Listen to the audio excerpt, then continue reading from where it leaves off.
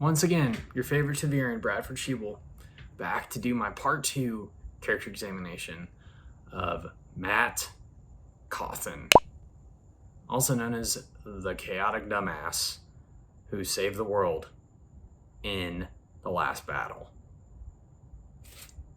Sue me over it. It's true.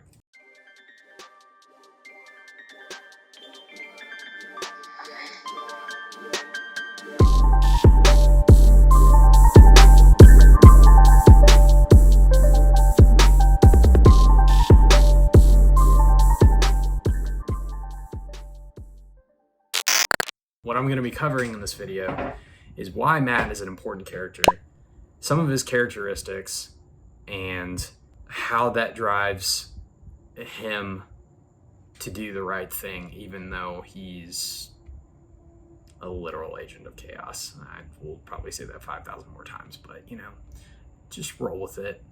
It's part of the fun. It's just part of the fun.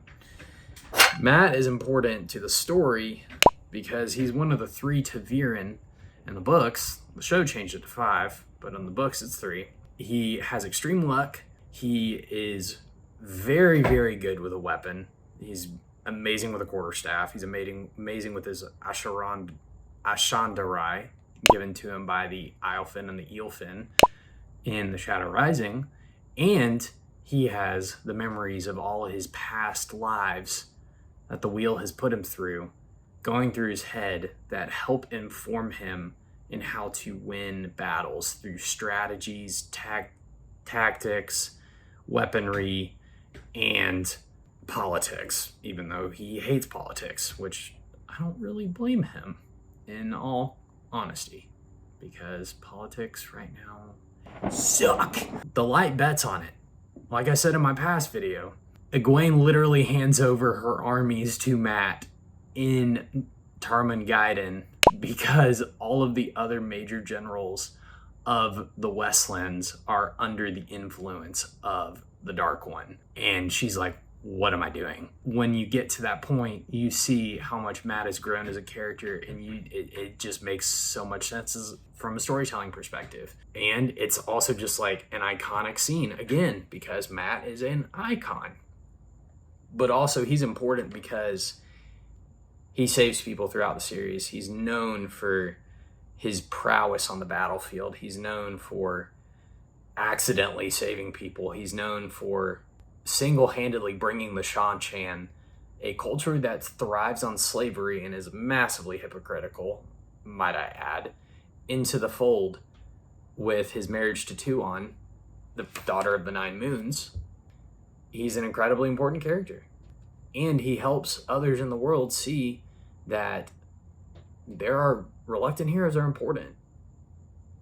Reluctant heroes are like every person on the face of this planet. I said this in my last video. He helps keep Rand grounded. Rand is, throughout the course of the series, is slowly going mad. And Matt reminds Rand that humanity is something important to preserve. And he sees the world in shades of gray, where some people like Perrin, or again, Rand, Moiraine, Varen, who is also an icon, and Tuon. He sees the world in shades of gray when many of the characters in the series do not. And he reminds them of their humanity time and time and time again. That's absolutely crucial to where the story ends up. He's a master strategist. When he goes through this Redstone Terangrial in Ruidion in the Shadow Rising, he gains the memories of all his past lives and the strategies of how to win battles, and becomes just like an incredible general. And it reminds us of the importance of why we need to make choices based on the shades of gray in our lives, and also that even though we are drawn to do chaos and make choices that don't make any sense, we're also drawn to make choices that are right and good and uphold our word. And so those are some of the reasons why I love Matt and why he's important to the story. Some of his characteristics include he is stubborn as a mule.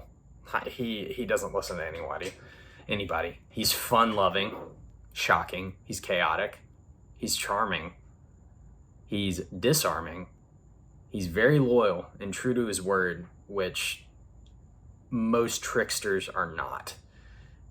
And that's an interesting distinction from a character like Loki in Marvel Comics and in the MCU.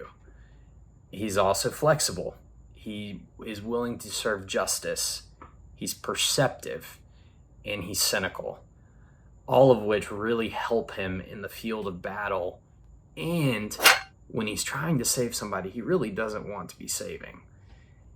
And also, he is the opposite of Padan Fane, who is also a trickster, but is a trickster for the dark, who just goes by his whims and his instinct to kill people and murder people, and is driven by his desire just to be whole. And Matt also contrasts the true trickster of the series, which is the Dark One, who is the master of evil, the master of chaos and disorder. And Matt is coming along to redeem that and show us that we can make our own choices, even if they are good or bad. They can be redeemed. So that's been my part 2 on the 3-part character examination I'm doing on Matt Cauthon, an absolute icon and one of the best characters written in literature as a whole. So thanks for tuning in. Let me know what you think in the comments down below. But until the 3rd and final part on Matt Cauthon comes out, just remember, driver picks the music. Shotgun shuts.